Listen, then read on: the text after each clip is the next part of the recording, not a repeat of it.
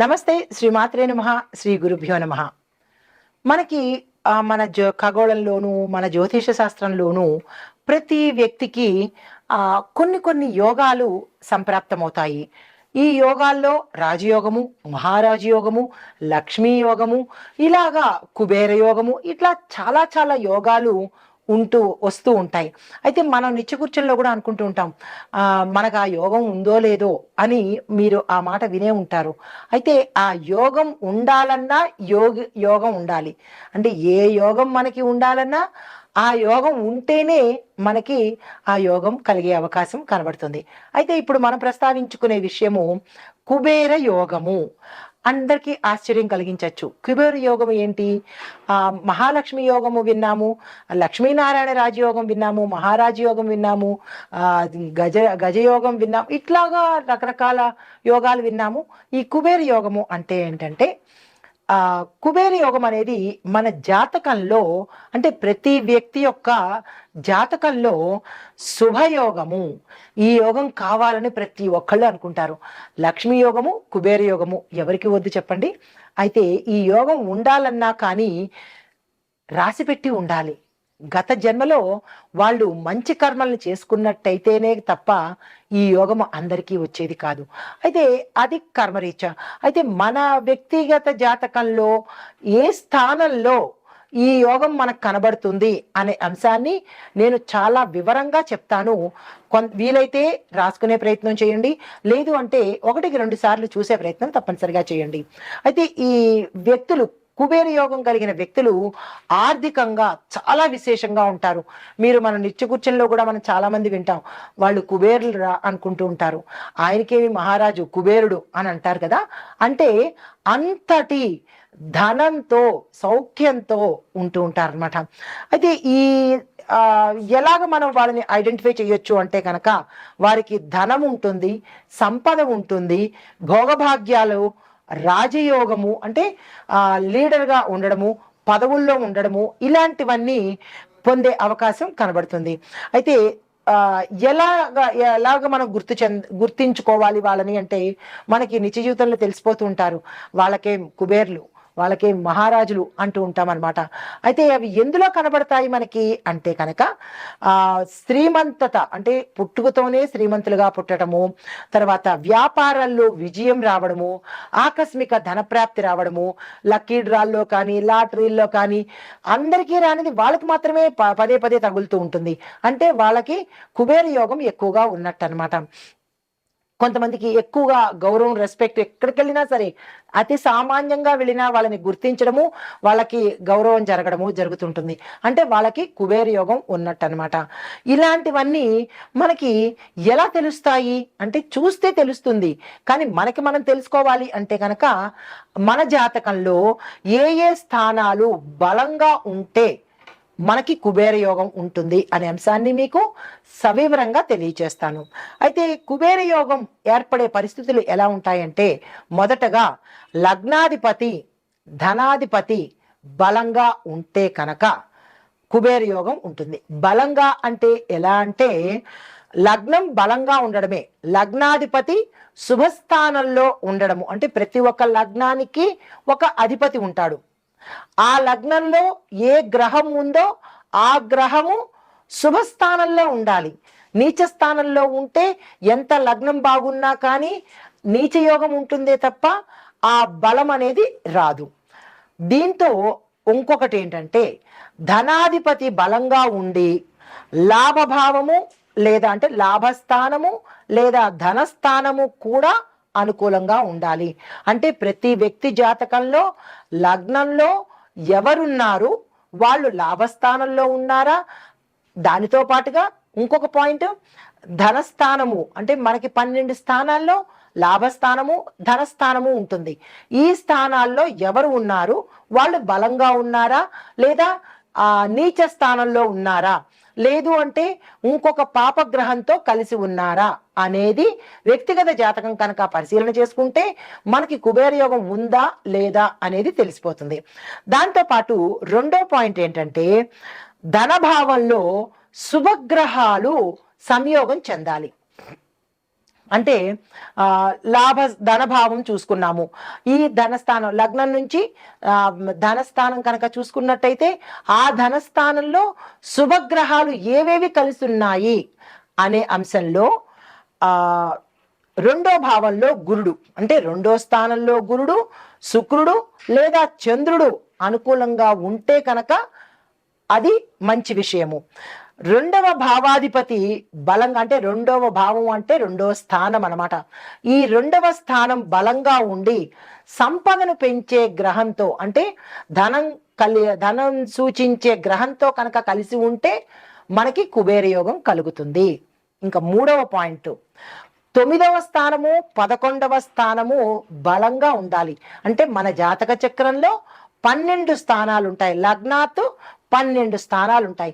ఈ 12 స్థానాలలోనూ 7వ స్థానం కళత్ర స్థానం అనుకున్నాము, 4వ స్థానం మాతృస్థానం అనుకున్నాము. ఇట్లా ఒక్కొక్క స్థానానికి ఒక ప్రత్యేకత ఉంటుందన్నమాట. అయితే ఈ ఈ భావంలో 9వ స్థానము 11వ స్థానము బలంగా ఉండాలి. బలంగా ఉండాలి అంటే అందులో శుభగ్రహాలు ఉండాలి. అయితే 11వ భావము మనం లాభస్థానం అంటాం. భావము అంటే గుర్తుపెట్టుకోండి, స్థానము. ఈ 11వ స్థానము లాభస్థానము అయి ఉండాలి. దాంతోపాటు అందులో శుభగ్రహాలు కనుక ఉంటే, అంటే ధనాన్ని ఇచ్చే గ్రహాలు కనుక ఉంటే అతను కుబేరుడు అవుతాడు. తర్వాత 4వ పాయింట్ ఏంటంటే గురు, శుక్రు, చంద్రుడు ఈ ముగ్గురు కూడా అనుకూలమైన స్థానంలో ఉండాలి. అంటే పాపగ్రహాలతో సంయోగం చెందకూడదు. వాళ్ళు శుభాన్ని చూసేటట్టుగా ఉంటే కూడా ఆ వ్యక్తికి కుబేర యోగం ఉన్నట్టే. అయితే గురు కర్కాటక, ధనస్సు, మీన రాశుల్లో ఉండాలి. అంటే ఈ 3 రాశుల్లోనూ గురువు బలంగా ఉండాలి. ఈ 3 జాతకుల్లో, అంటే కర్కాటకము, ధనస్సు, మీన రాశుల్లో వారికి గురువు బలంగా ఉంటే కూడా ఈ రాశుల వాళ్ళు కుబేరులు అవుతారు. అయితే శుక్రుడు వృషభ రాశిలో బలంగా ఉండాలి. చంద్రుడు కర్కాటక, వృషభంలో కూడా బలంగా ఉన్నట్టయితే ఆకస్మిక ధనప్రాప్తి, వాళ్ళు ఏది ముట్టుకున్నా ధనం రావడము, చిన్న జస్ట్ లాటరీగా తీసిన అందులో వీళ్ళ పేరు పలకడము, ఇట్లాంటివి అనమాట.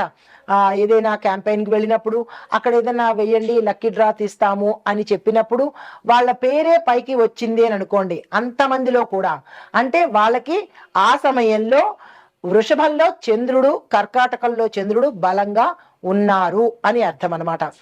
తర్వాత 5వది కుబేర యోగము అంటే కనుక ప్రత్యేకమైన గ్రహాల సంయోగము.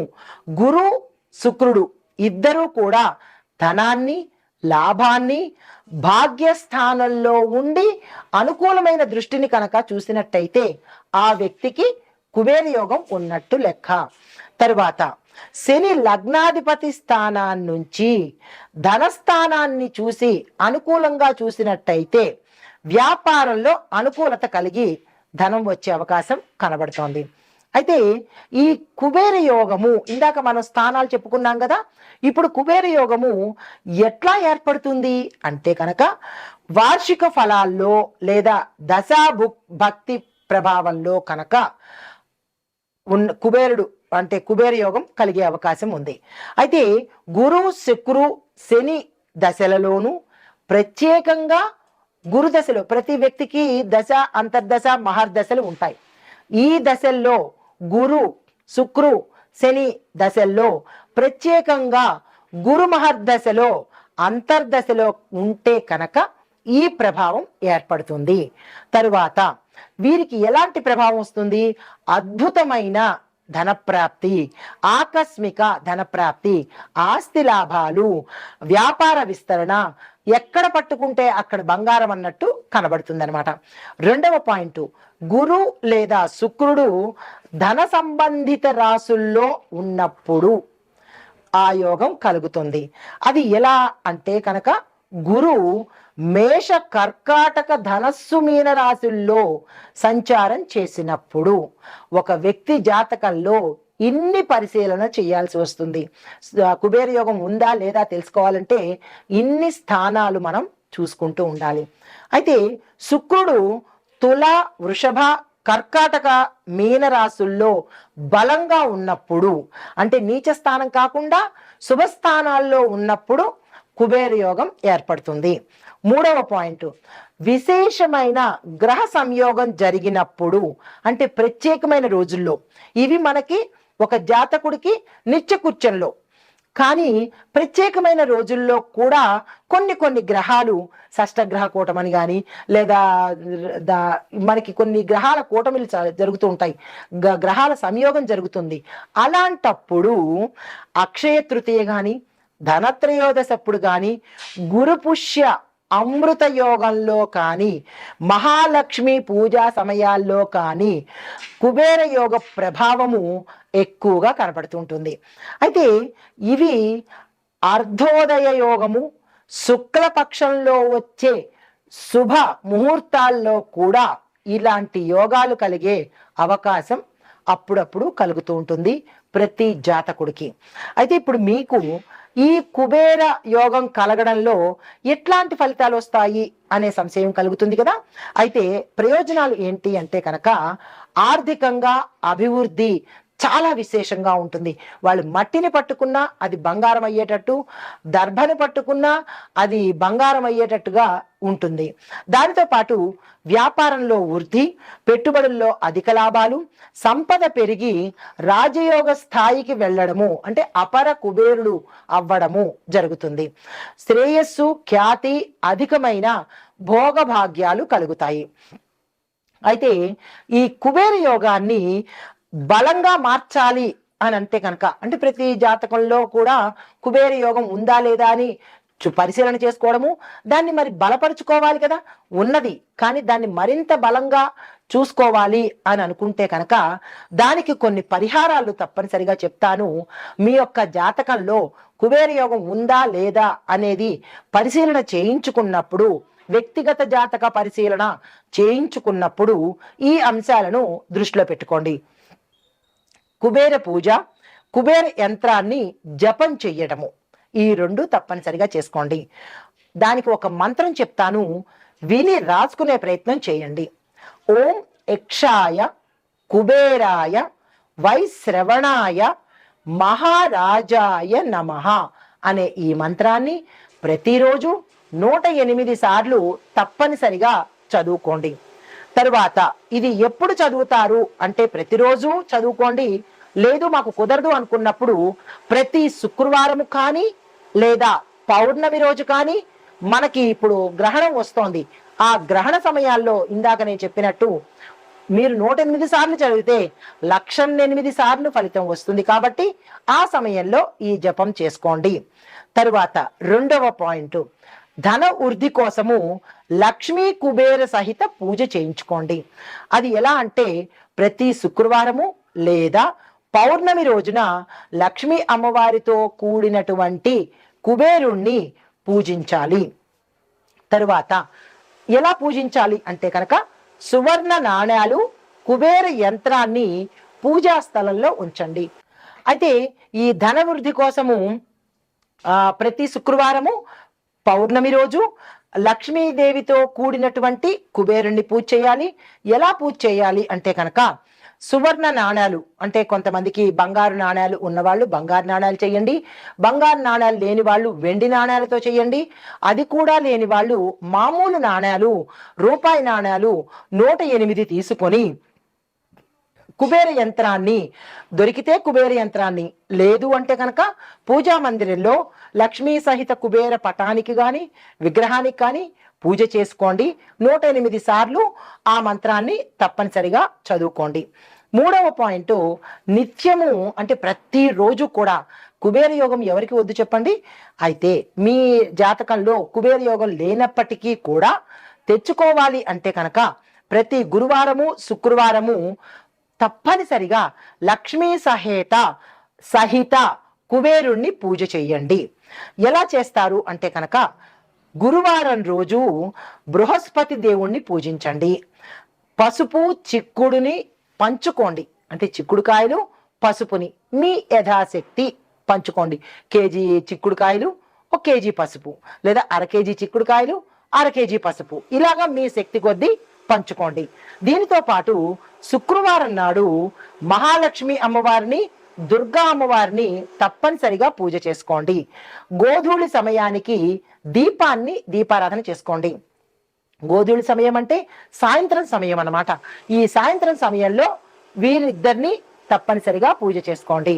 తదుపరి 4వ పాయింట్, దాతృత్వము, ధనాన్ని దానం చేయడము. పీనాసితనం వాళ్ళకి, ప్రతిదీ ఫ్రీగా కావాలి అన్న వాళ్ళకి, ఎదుటి వాళ్ళని మందిని దోచుకుని మేమే బాగుపడాలి అన్న వాళ్ళకి ఎప్పటికీ ధనయోగం కానీ, కుబేరయోగం కానీ, రాజయోగం కానీ, లక్ష్మీయోగం కానీ జరగవు. ఇది తథ్యము. ఎందుకు అంటే ఇచ్చే కొద్దీ వచ్చేస్తుంది. కాబట్టి ఎంత ఇస్తావో అంత వచ్చే ప్రయత్నం భగవంతుడు ఇస్తాడు. కాబట్టి దాతృత్వము అనేది పెంచుకోండి. పీనాసితనము, ఫ్రీగా రావాలి అనే దుర్గుణాన్ని దూరంగా పెట్టండి. ఎందుకు రారండి మీ దగ్గరికి? ధనం కానీ లేదా దేవతలు కానీ ఎందుకు రారు?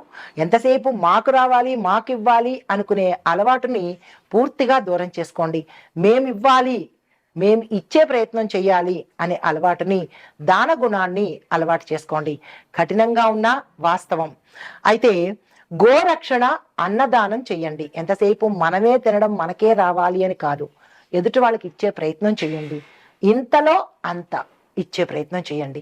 మాకేముందండి, మాకే కనుక కోట్లుంటే దానం చేస్తాము అని చాలా మంది అంటూ ఉంటారు. కోట్లు ఉన్నవాడు కనీసం కోటును కూడా దానం చేయడు. ఏది చేసినా మధ్యతరగతి వాళ్ళు, కింది స్థాయి వాళ్లే చేయగలగాలి. అంటే పేదవాడు, మధ్యతరగతి వాడే చేస్తాడు. కోట్లుంటే మేము చేస్తాము అంటే ఆ కోట్లు రావాలన్నా కానీ మనం ప్రయత్నం చేయాలి కదా. అయితే గురువారం రోజు బ్రాహ్మణులకు ఏదైనా దానం ఇచ్చుకోండి. అంటే పసుపు, బెల్లము, వస్త్రము, ధనము దానంగా ఇవ్వండి. ప్రతి పరిహారాల్లో దానం ఎందుకు చెప్తాము అంటే మీ ఇచ్చే దానంలో మీ కర్మను కడుక్కున్న వాళ్ళు అవుతారు. ఎంతసేపు మాకు రావాలి అని అనుకుంటే వాళ్ళ కర్మను మీరు తీసుకున్న వాళ్ళు అవుతారు.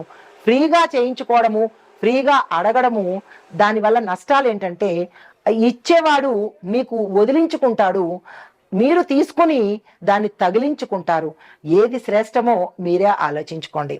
అయితే ముగింపు ఏంటంటే కనుక కుబేర యోగము ఒక ప్రత్యేకమైన ధనయోగము. ఇది జన్మకుండలిలో సహజంగా ఏర్పడేదే తప్ప మనంతట మనం కృత్రిమంగా ఏ పని చెయ్యలేము. అయితే ఆ వ్యక్తికి అది ఉందా లేదా అనేది వ్యక్తిగత జాతక పరిశీలన తప్పనిసరిగా చేయించుకోండి.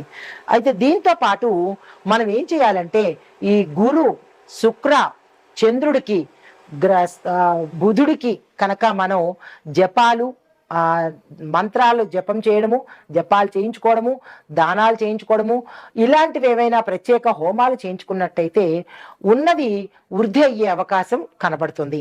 అయితే ఈ చేయడం వల్ల మనకేమవుతుందంటే ఈ ధన మార్గాలు ఓపెన్ అవుతాయి. ఈ పనులు చేయడం వల్ల ఏమవుతుంది, ఇప్పుడు తలుపులు మూసేసుకుని కూర్చున్నామనుకోండి, ఇంట్లో వ్యక్తులు బయటికి వెళ్ళగలుగుతారా? వెళ్ళలేం కదా.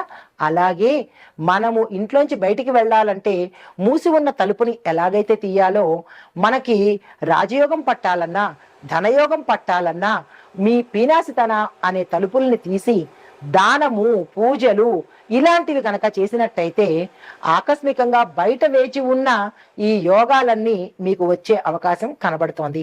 ఈ పనులన్నీ చేసుకుని, నేను చెప్పిన ఈ పరిహారాలు చేసుకుని, ఈ పూజలు చేసుకుని, మీ వ్యక్తిగత జాతకంలో కుబేర యోగం ఉందా లేదా అనేది పరిశీలన చేసుకుని, ఒకవేళ ఉంటే కనుక మరింతగా అభివృద్ధి అయ్యేందుకు పరిహారాలు చేసుకోండి.